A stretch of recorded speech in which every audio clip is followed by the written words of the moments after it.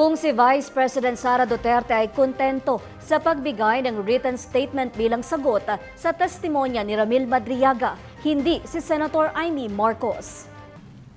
Huyu, Madriaga. Sinungaling ka, Madriaga. Naku, hindi ko mabuo yung pangalan nito.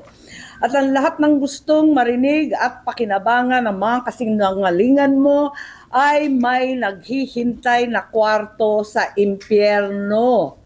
Binanatan ni Senator Amy Marcos ang nagpakilalang bagman ni Vice President Sara Duterte na si Ramil Madriaga matapos ang pagdalo nito sa Kongreso kahapon kaugnay sa impeachment case ng bise.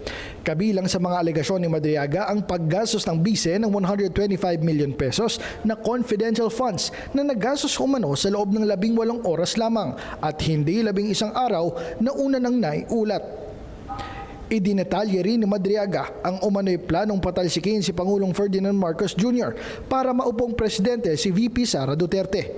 Pero ayon kay Senator Marcos, bawang kasinungalingan umano ang mga ibinabato ni Madriaga at may moral obligation siya bilang senador na kontrahin ang anyay nakasusukang mga paratang dahil isa siya sa ilang nakaaalam ng totoong nangyari.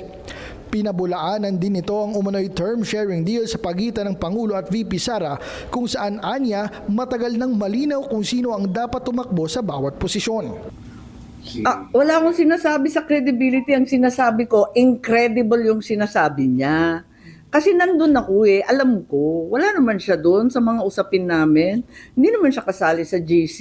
Dagdag pa ng senadora, wala umanong kredibilidad ang mga pahayag ni Madriaga dahil hindi naman ito bahagi ng Uniteam campaign noong 2022 elections.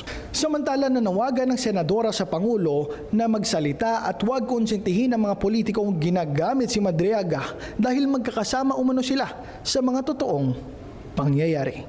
Mula rito sa Senado, ako si Gazi Sarim, nag-uulat.